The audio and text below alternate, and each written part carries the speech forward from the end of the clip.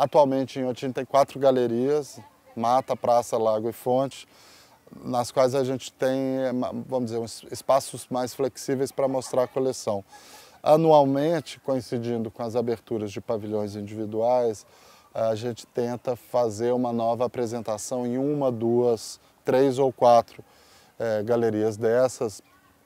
E esse ano a gente está refazendo praticamente toda a lista de artistas e de obras da Galeria Mata. Basicamente é uma apresentação interpretativa da coleção, né?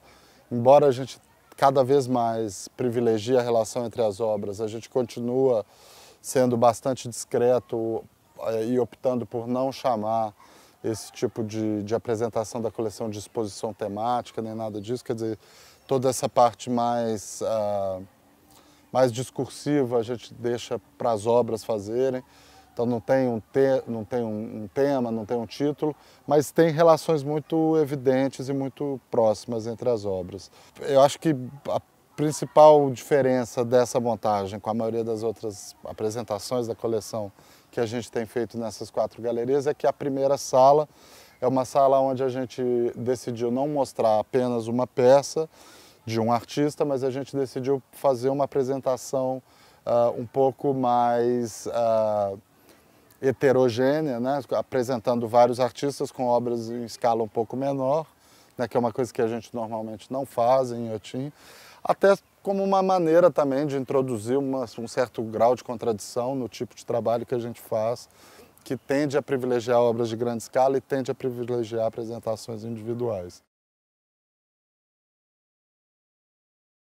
É um artista colombiano chamado Mateo Lopes, nascido na segunda metade dos anos 70. É um artista que trabalha muito com desenho, né? Tem uma espécie de obsessão pelo desenho, mas também o desenho numa espécie de um nível conceitual, né? Não só o desenho como mídia, como resultado final do trabalho, mas também o desenho como uma espécie de um conceito e também de um tema, né, no trabalho. Então ele é um artista muito interessado na dimensão projetiva do desenho, né, de como o desenho, de alguma maneira, é essa base projetiva de todos os objetos artísticos ou não.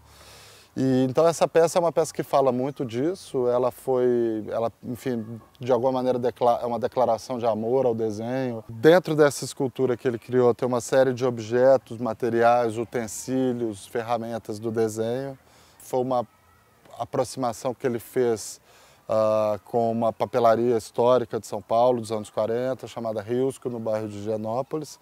Então ele colecionou e reproduziu, né, como artifício, como obra de arte, uma série dessas ferramentas que estão dentro desse gabinete. Então, em torno dessa peça, que é a peça de maior escala na sala, a gente pendurou uma série de trabalhos que lidam diretamente com a arquitetura, como, por exemplo,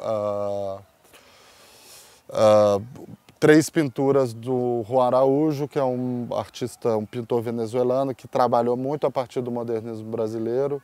Então são 3 pinturas que retratam prédios do Niemeyer e um jardim do Burle Marx. Um díptico também da Luisa Lambre, que é uma fotógrafa italiana que também trabalhou muito com o modernismo brasileiro em arquitetura. Então é um díptico que retrata a Casa do Baile, que é um prédio importante aqui também no modernismo dessa região. E uma série de guaches de 1954 e 55 do João José Costa, que é um artista brasileiro ligado ao Grupo Frente, que é uma das principais vanguardas concretistas brasileiras dos anos 50, né, baseada no Rio de Janeiro.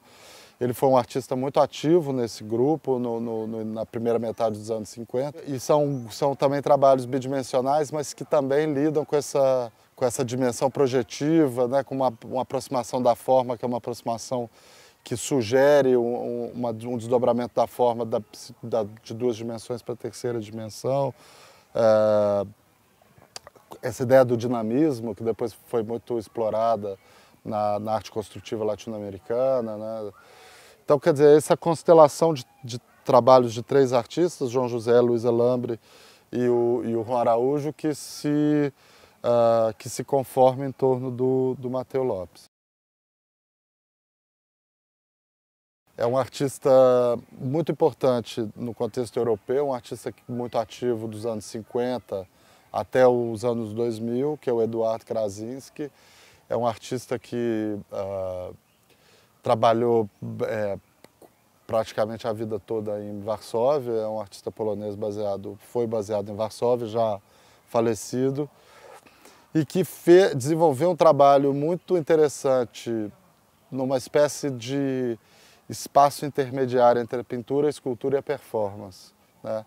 Então ele desenvolveu a partir de, vamos dizer, de assuntos muito básicos da estrutura formal da arte, por exemplo, a linha, é um conjunto de obras que tem toda uma meditação e um pensamento sobre a passagem do tempo, a percepção, a vida, né? Então todo um conjunto de elementos, vamos dizer, exteriores à forma que ele traz para dentro de uma pesquisa que a um primeiro momento parece muito formal. É um trabalho que a princípio tem uma frieza conceitual, os espelhos e tal, mas à medida também que você vai percorrendo o espaço, você vê que é um trabalho que lida muito com a sua percepção, com a passagem do tempo ali dentro de um elemento para o outro, com encontros muito sutis e um jogo de espelhos muito delicado, onde você, de determinados ângulos, percebe de determinados ângulos,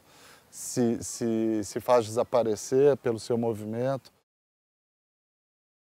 A sala seguinte é uma sala de 28 metros de comprimento.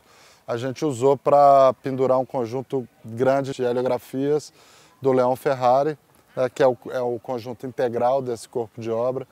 É um corpo de obra que ele desenvolveu entre final dos anos 70 e começo dos anos 80, quando ele estava morando em São Paulo.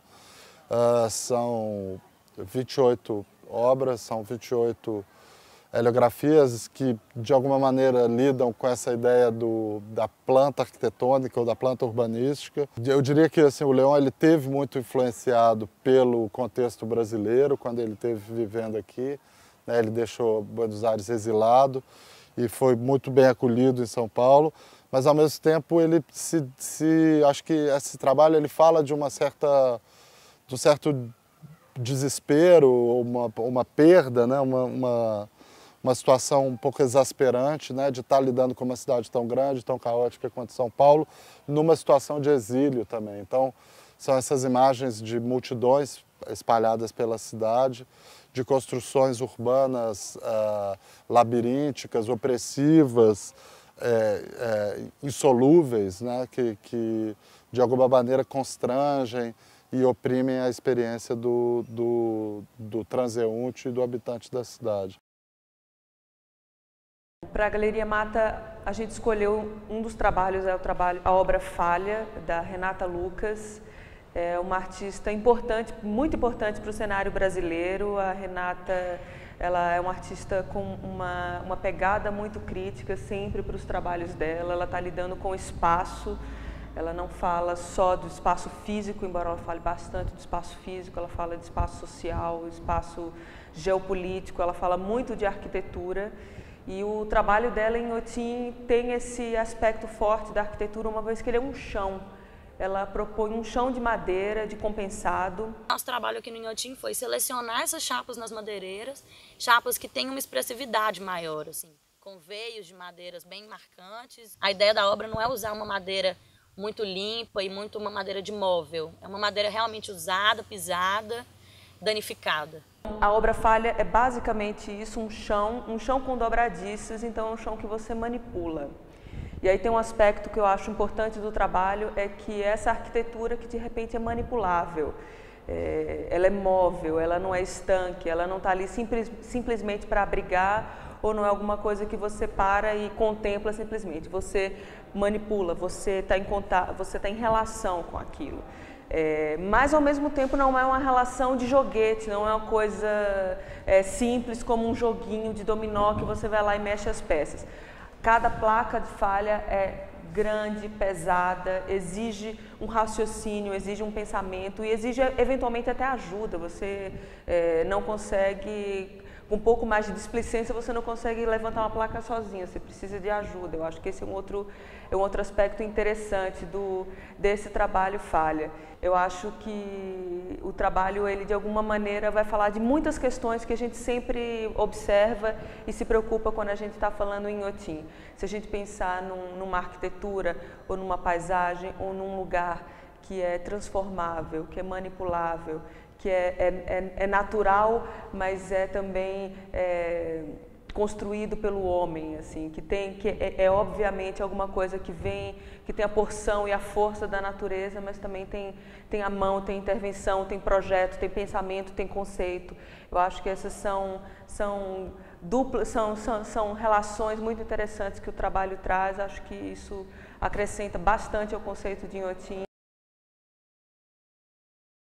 Eu acho que o trabalho do Márcio Galan é um trabalho, um sucesso de público, é um trabalho maravilhoso, é um trabalho que fala sobre ver, entre outras coisas, e acho que essa galeria propõe, mais uma vez, um jeito de se relacionar com os espaços, um jeito de se relacionar com a arquitetura. Elas propõem que a gente observe como a gente lida com a nossa relação entre o que é visível, real, tangível, o que é imaterial, o que é construção de outras camadas de sentido mesmo.